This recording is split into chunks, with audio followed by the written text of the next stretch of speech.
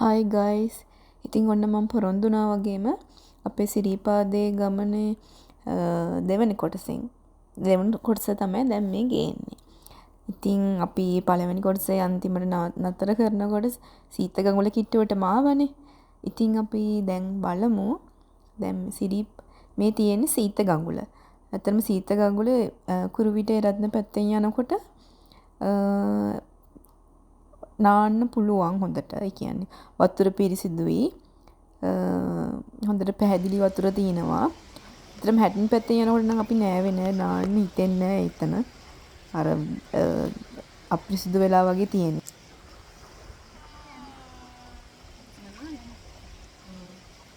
අම්මෝ වැඩි වෙලා නම් ඉන්න බැරි වේ හැබැයි.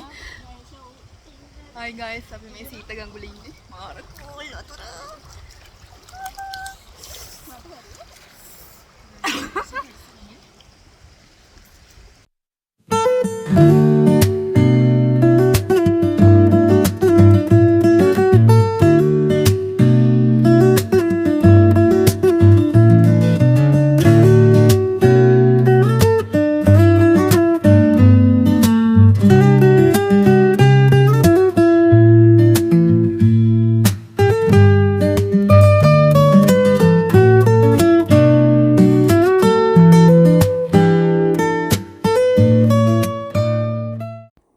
ඉතින් ඔයාලට පේනවා ඇති මේ වතුර කොච්චර ක්ලියර්ද කියලා.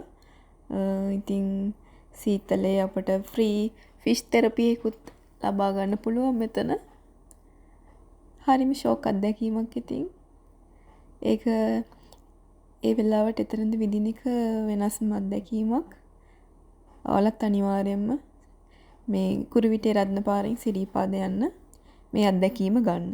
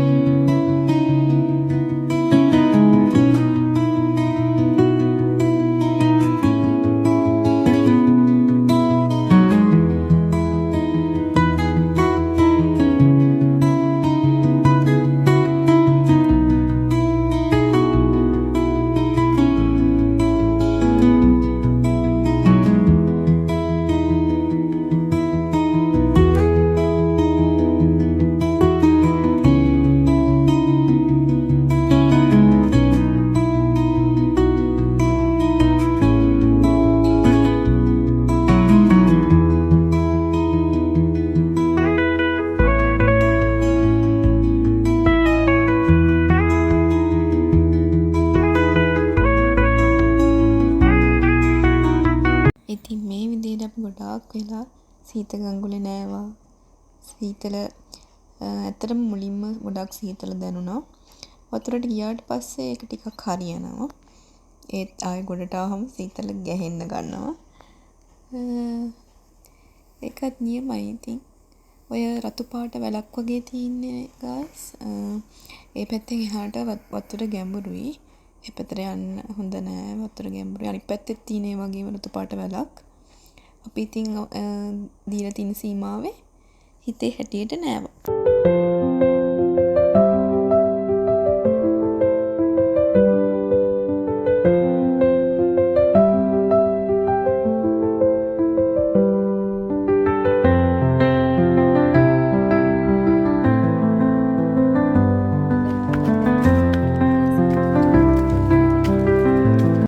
සීත ගඟුලේ නාලා අපේ මහන්සියත් නැති කරගෙන අපේ යාළුවගේ ගෙදරින් බත් එකකුත් ගෙනාව. ඒකත් අපි 3 දෙනා කාලා ඔන්න ඉතින් ආයි අපේ සිරිපාද නගින ගමන ආයි පටන් ගත්තා. ඔව් දැන් වෙලාව 1:40 විතර වෙලා. අපි යනවා ඉතින් ගමනේ.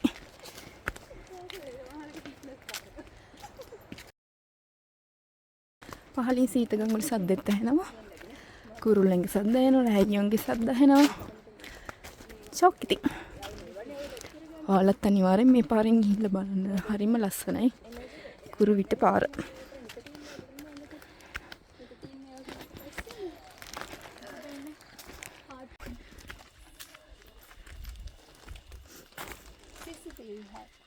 නෑනේ ෆ්ලෑෂ් ලයිට් නේ. ෆ්ලෑෂ් ලයිට්ද? ලයිට්.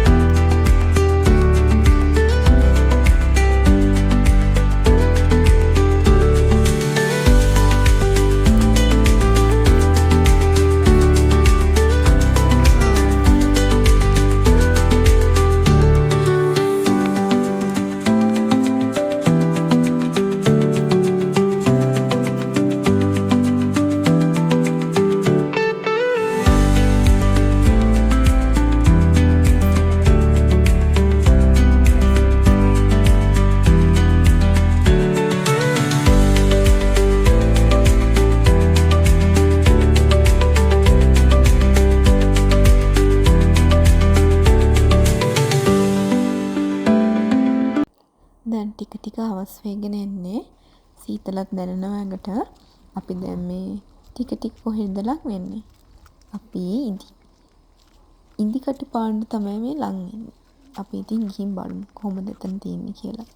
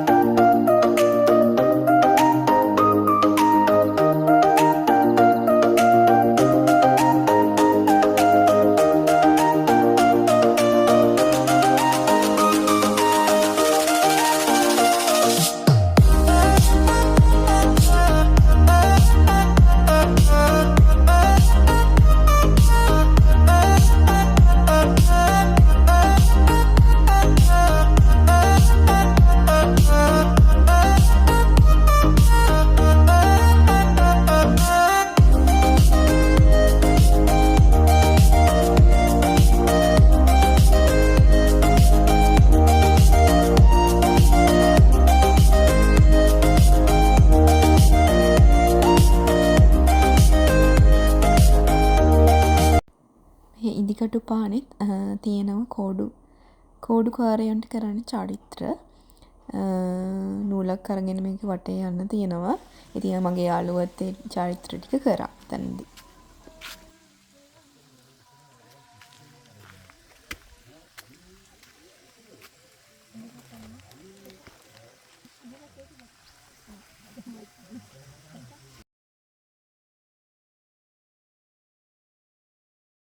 ඔයාලට තව දෙයක් කියන්න ඕන ගයිස්. කුරුවිටේ රත්න පැත්තෙන් යනකොට වැසිකිලි පහසුකම් තියෙනවා. ඒවට කිසිම අය කිරීමක් කරන්නේ නැහැ.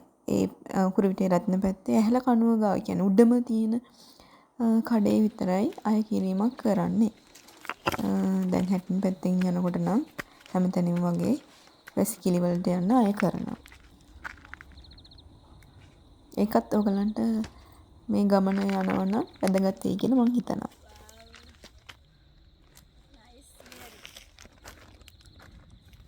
ඉන්දිකටු පාන.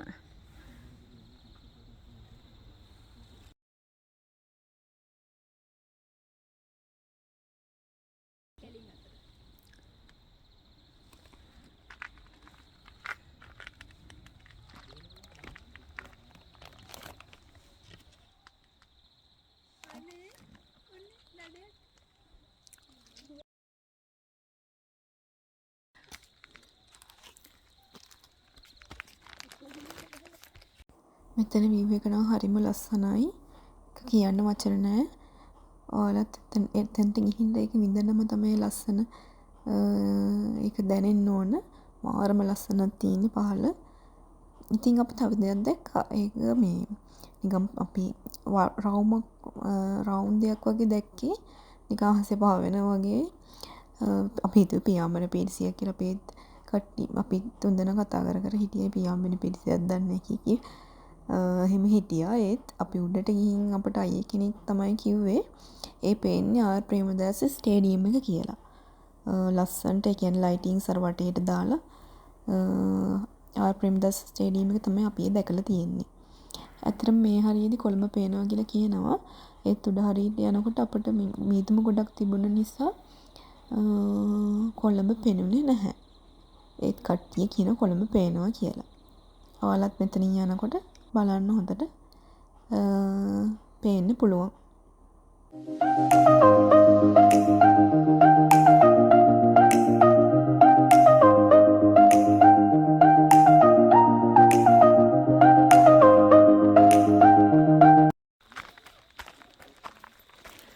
Hi guys.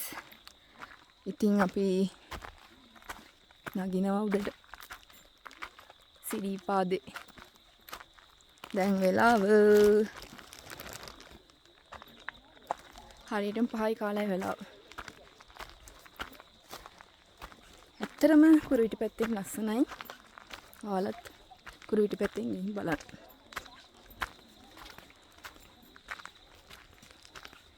ඔව් මං හිතන්නේ අපි දැන් ඊළඟ අම්බලමට ළඟයි. අපි බලමු. බලන්න මීදුම තියෙන හැටි කන්දේ.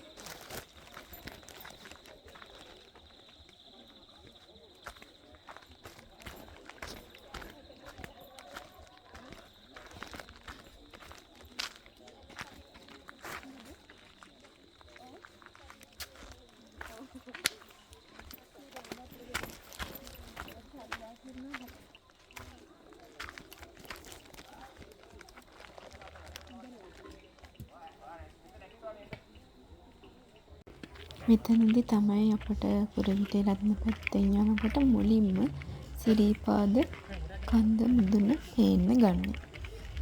ඉතින් හරිම සතුටුයි. ඒක දැක්කම හරිම ලස්සනයි. ඒ වගේම දැන් හවස් වෙලා සීතලත් වැඩි. සන්සෙට් එකත් අපි ලස්සනට දැක්ක එතනදී.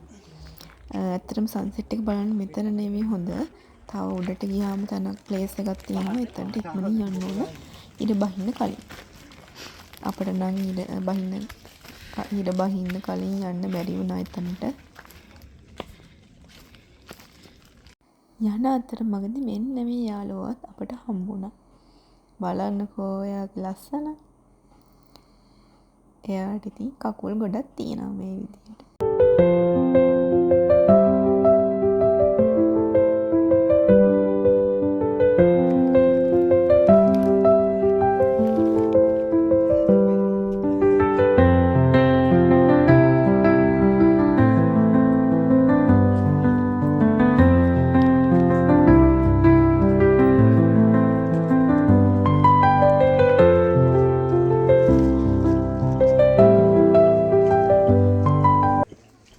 මේ වීඩියෝ එක ටිකක් දිග වැඩි නිසා මම part 3 එකකින් සිරිපාද ගමන ඉතුරු ටික අරගෙන එන්නම්. එහෙනම් bye bye, stay tuned.